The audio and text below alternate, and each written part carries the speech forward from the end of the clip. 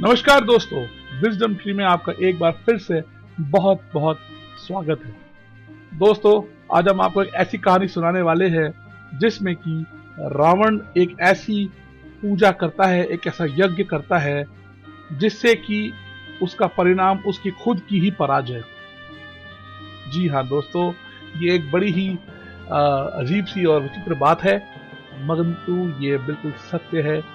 तो आज हम इसी कहानी के बारे में चर्चा करेंगे। दोस्तों, जब राम और रावण का महायुद्ध चल रहा था तो उसके अंतिम पड़ावों में एक ऐसा वक्त आया जब रामचंद्र जी को रावण को हराना थोड़ा सा कठिन हो रहा था।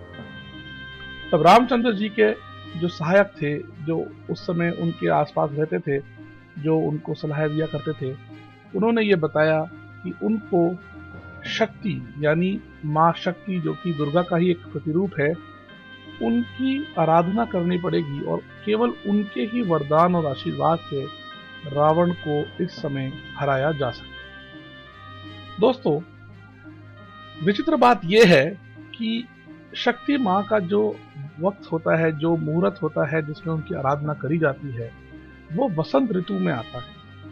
परंतु जिस समय ये युद्ध हो रहा था उस समय शरत ऋतु चल रही थी। तो उस समय तो माँ शक्ति का जाप करने से वो प्रसन्न नहीं होने वाली थी और उनको उस समय तपस्या करने से उनको आवाहन करना बहुत ही मुश्किल था।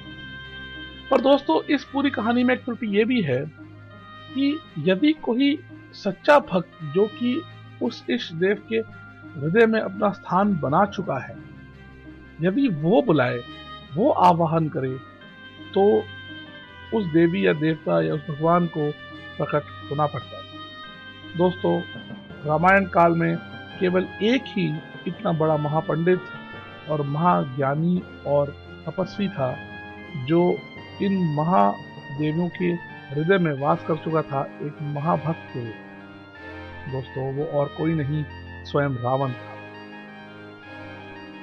एक कहानी के अनुसार ये भी कहा जाता है कि कभी भी जो इतने गहन भक्त होते हैं वो किसी भी पूजा याचना अर्चना को मना नहीं कर सकते। तो दोस्तों, यही हुआ। एक दिन रामचंद्र जी की तरफ से रावण को यह न्योता भेजा गया एक ब्राह्मण के रूप में कि ये क्षत्रिय की ललकार नहीं थी, ये एक ब्राह्मण को आह्वान था कि वह एक माँ दुर्गा शक्ति के रूप की आराधना यज्ञ करना चाह रहे हैं और उसके लिए केवल वही सबसे ज्यादा गुणी ब्राह्मण हैं जो ये पूजा अर्चना संपन्न कर सकते हैं। रावण जानते थे ये सब किस लिए हो रहा है, परंतु वो भी बहुत प्रतापी वीर और एक सच्चे भक्त थे। उन्होंने इस अर्चना से इनकार नहीं किया। यद्यपि वो आए और उन्होंने उस अर्चना को पूर्ण किया और उससे श्री रामचंद्र जी को देवी माँ शक्ति की असीम अनुकंपा प्राप्त हुई, जिससे कि उनका पलड़ा भारी हो गया और उनके बाणों में वो अभेद्य गति आ गई जो रावण के पास नहीं थी। और कदाचित यही अंतिम कारण बना जिससे कि युद्ध में रावण पराजित हो गया। दोस्तों, ये कहानी आपको कैसी लगी हमारे कमेंट सेक्शन में जरूर बताइएगा।